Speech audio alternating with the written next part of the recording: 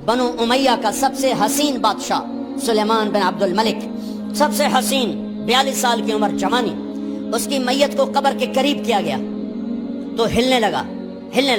तो उसके बेटों ने कहा हमारे अब्बा जिंदा हैं। वो सख्ता हो गया है, जिंदा हैं। उमर बिन अब्दुल अजीज रजी अल्लाह रहमतुल्लाह अलैह फरमाने लगे, अरे भतीजो जिंदा नहीं है, कब्र का अजाब जल्दी शुरू हो गया है। बल अज्जलल्लाहु बिल उक़ूबा, छुपाओ, जल्दी छुपाओ। उमर बिन अब्दुल अजीज जिस तख्त पर बैठे उस पर सुलेमान था, उस पर वलीद था, उस पर अब्दुल मलिक था।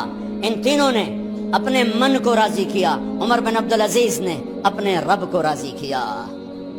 जब उमर बिन अब्दुल अजीज का वक्त आया मरने का तो उन्होंने बुलाया रजा बिन हैवा से, फरमाया कि मैंने अब्दुल मलिक बिन मरवान, चाचा भी थे ससुर भी थे, इनकी बेटी फातिमा से शादी हुई थी।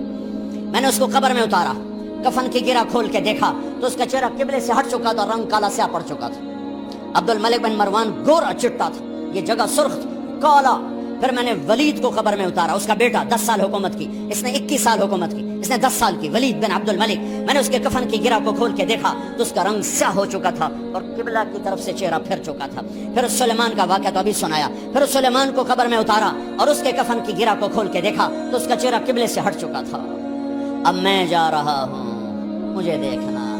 पहले तीनों ने हुकूमत की पूजा की और उमर बिन अब्दुल अजीज ने अपने अल्लाह की पूजा की।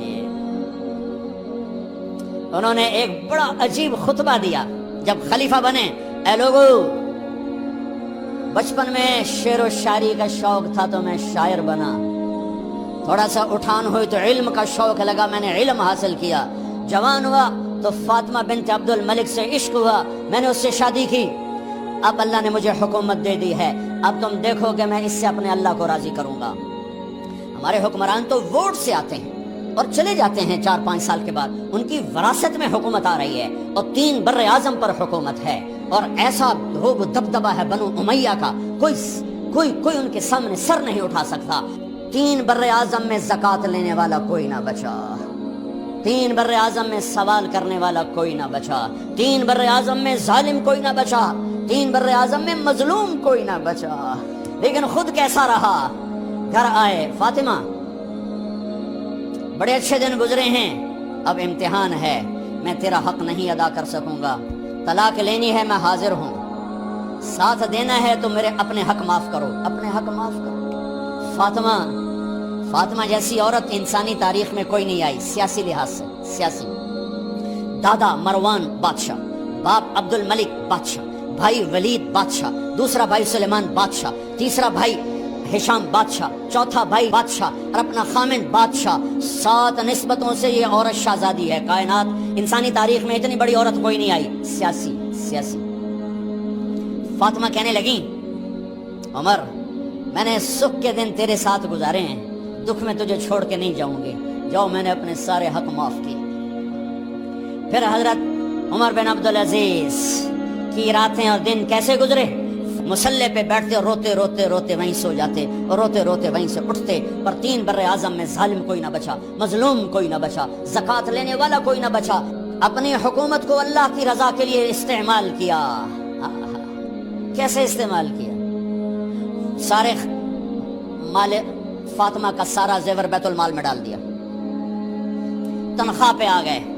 ईद का मौका आया, बच्चों ने माँ से कहा हमें कपड़े लेकर दो, ईद आ रही है, हर आदमी अपने बच्चों के लिए कपड़े ले रहा है, हमारे बच्चे भी कह रहे हैं कपड़े लें, जाओ भाई लो।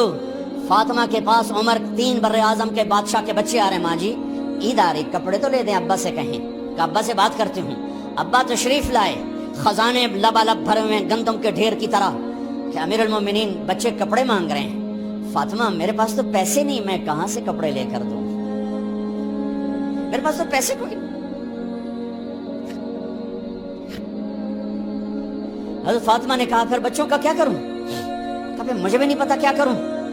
इसके पहले 3 हुक्मरानों ने लूट मार के बाजार गर्म किए, जुल्म सितम के पहाड़ तोड़े और आज उसी खजाने पे एक शख्स बैठा है जो अल्लाह को राजी करने के झंडे गाड़ रहा है। तो फातिमा ने कहा आप ऐसा करें, अगले महीने की तनख्वाह एडवांस ले लें, उससे मैं अपने बच्चों को कपड़े ले देती हूँ और घर का खर्चा मैं मजदूरी करके घर की रोटी चला लूंगी।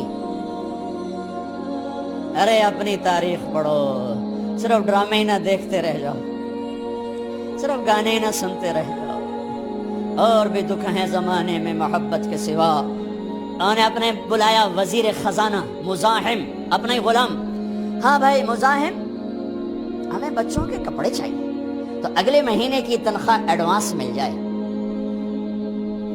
وہ کہنے لگے امیر المومنین آپ مجھے لکھ کر دے دیں کہ آپ 1 مہینہ زندہ رہیں گے، میں آپ کو تنخواہ دے دیتا ہوں۔ عمر بن عبدالعزیز سر جھکایا، اٹھے، گھر گئے، فاطمہ میرے بچوں سے کہہ دو کہ تمہارا باپ کپڑے لے کے نہیں دے سکتے۔ اپنی تاریخ تو دیکھو۔ عید کا دن آ گیا، خلیفہ وقت عید کی نماز پڑھاتے تھے، نمازیں بھی خلیفہ وقت پڑھاتے تھے۔ بنو امیہ کا خاندان ملنے کے لیے آ رہا ہے، سارے سرداروں کے بیٹے اعلیٰ پوشاک اعلیٰ لباس ملنے آ رہے ہیں۔ تھوڑی دیر بعد دیکھا تو بچے بھی ملنے آ رہے ہیں، امیر المومنین کی حیثیت سے بچے باپ کو ملنے آ رہے ہیں اور ان کے جسموں پر پرانا لباس ہے۔ حضرت عمر انہیں دیکھ کر ادھر اپنے سرداروں کے بچے دیکھے تو زرق برق پوشاکیں، اپنے بچوں کو دیکھا۔ ارے اس باپ سے پوچھو جو سب کچھ کر سکتا ہو اور پھر مٹھی بند کر لے کہ نہیں میں نے حرام کی طرف نہیں جانا۔ بچوں کو دیکھا تو آنکھیں ڈب ڈبا گئیں، آنکھوں میں آنسو آ گئے۔ فرمایا میرے بچوں آج تمہیں اپنے باپ سے گلہ تو ہوگا کہ آج ہمارے باپ نے کپڑے ہی نہ لے کے دیے۔ ان کے ایک بیٹے ہیں عبد الملک، ان سے بھی 4 ہاتھ آگے تھے، ان سے پہلے ہی فوت ہو گئے تھے۔ کہنے لگے ابا جان آپ کو مبارک، آج ہمارا سر بلند ہے، ہم شرمندہ نہیں ہیں، آپ کو مبارک ہو، آپ نے قومی خزانے میں بددیانتی نہیں کی ہے، ہم شرمندہ نہیں ہیں، انسانوں کو کپڑوں پہ نہیں تولا جاتا۔ آج کا میرا دیس کا مالدار اتنا فقیر ہو گیا ہے، اتنا چھوٹا ہو گیا ہے کہ وہ اپنا تعارف کروانے کے لیے 50 لاکھ کی گھڑی لیتا ہے، 6 لاکھ کا جوتا لیتا ہے۔ آج کی بیگم اتنی چھوٹی ہو گئی ہے کہ اپنے قد کو بڑا کرنے کے لیے وہ 10 لاکھ کا ہینڈ بیگ لیتی ہے کہ دیکھو میرا بیگ 10 لاکھ کا ہے۔ ارے میری بہن تو 10 ٹکے کی بھی نہیں رہی اگر تو نے بیگ سے اپنے آپ کو بڑا بنایا۔ او میرے دوست تو 2 ٹکے کا نہیں ہے اگر تو 10 لاکھ کے جوتے اور 50 لاکھ کی گھڑی سے اگر تو بڑا بننا چاہتا ہے۔ ارے اس دھوکے سے نکلو۔ برینڈڈ کہاں جا رہے ہو؟ جب تم اپنی ذات میں بے قیمت ہو تو رب ذوالجلال کی قسم تمہاری گھڑیاں، تمہارے بیگ، تمہاری گاڑیاں، تمہارے بنگلے تمہاری عزت کو بڑھا نہیں سکتے۔ ابا جان آج ہم خوشی سے بلند ہیں کہ ہمارے باپ نے بددیانتی نہیں کی۔ گھر میں تشریف لائے، کہنے لگے فاطمہ کچھ پیسے ہیں، میرا انگور کھانے کو جی چاہ۔ بس فاطمہ رونے لگی۔ فرمایا امیر المومنین خزانہ تو بھرا پڑا ہے، 1 درم کا بھی تیرا حق نہیں ہے کہ تو 1 درم لے کے انگور خرید لے۔ تو تھوڑا پٹھے فاطمہ میں جہنم نہیں برداشت کر سکتی۔ او میرے بھائیو جو دن رات سود میں پھنس چکے ہو، جو دن رات جوے شراب میں پھنس چکے ہو، کیسے اللہ کے سامنے سرخرو ہو کر کھڑے ہو گئے؟ ایک رات گھر میں تشریف لائے، بچیاں بیٹیاں منہ پہ ہاتھ کپڑا رکھا، دوپٹہ رکھا منہ پہ اور بات کریں۔ آپ نے پوچھا ارے کیا ہوا تمہیں، یہ منہ پہ کپڑا کیوں رکھتے؟ تو خاموش ہو گئی، لیکن گھر کی خادمہ رو پڑی۔ کہا امیر المومنین آج آپ کی بیٹیوں نے کچا پیاز توڑ کے اس سے روٹی کھائی، سالن کھائی، اور میرے آج کا تاجر کہتا ہے جھوٹ نہ بولوں تو کاروبار کیسے، میرا افسر کہتا ہے رشوت نہ لوں تو گزارا کیسے کروں۔ تو عمر بن عبدالعزیز پھس پہ ہچکیوں کے ساتھ روئے کہ میری بچیوں میں تمہیں بڑے اچھے کھانے کھلا سکتا ہوں پر میں جہنم کی آگ برداشت نہیں کر سکتا۔ بھائیو اس بندے نے اپنے آپ کو ذبح کر دی، اللہ کو راضی کرنے کے لیے ذبح کر دی، اپنے ذات کو، اپنے جذبات کو، اپنے احساسات کو۔ ہاں اب اللہ نے صلہ کیا دیا، جب انتقال ہوا ہونے لگا تو بلایا رجا کو، جو میں بات پہلے چھوڑ کے ادھر ان کی تھوڑی سیرت بتائی کہ رجا اب میں مرنے لگا ہوں. عبد الملک کالا ہو گیا تھا, ولید کالا ہو گیا تھا, سلیمان کالا ہو گیا تھا. یہ کیوں کالے ہوئے تھے؟ یہ بے نمازی نہیں تھے, بدکاری نہیں کرتے تھے, کسی کی طرف ان کی میلی آنکھ نہیں اٹھی کبھی. یہ ظالم تھے, ظالم انسانوں کا خون پیا, مال میں خیانت کی. اس پر اللہ نے چہرے پھیر دیے. آج عمر بن عبدالعزیز جا رہا ہے, کہ دیکھو میں جا رہا ہوں, مجھے دیکھو میرے ساتھ کیا ہوتا ہے. ان کا انتقال ہوا, ان کی میت قبر کے کنارے رکھی گئی, اور اب نیچے اتارنا ہے. سلیمان کی میت کو اتارنے لگے تو ہلنے لگا, اور عذاب قبر پہلے شروع ہو گیا. عمر کی میت کو جب قبر کے قریب کیا گیا, ایسے ہوا کا جھونکا آیا,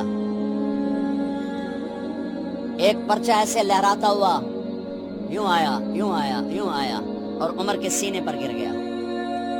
لوگ کٹھے ہو گئے, پرچے کو کھول کے دیکھا گیا تو اس پہ لکھا تھا بسم اللہ الرحمن الرحیم براءۃ من اللہ لعمر بن عبد العزیز من النار. یہ پروانہ ہے اللہ کی طرف سے اس کے بندے عمر کے لیے کہ اسے جہنم سے نجات کی خوشخبری سنا دی جائے. آہا, مرنا ہو تو یوں مرو, اللہ ایسی موت دے دے. کہتے ہیں پھر میں نے ان کو قبر میں اتارا. جب قبر میں اتارا تو کیا دیکھا, میں نے کفن کی گرہ کھولی تو چہرہ قبلے کی طرف, اور یوں لگا جیسے 14ویں رات کا چاند قبر میں اتر آیا ہو. اور آخری بات کرتا ہوں, میرے بھائیوں بہنوں, اپنے اللہ سے صلح کر لو, اپنے اللہ سے صلح کر لو.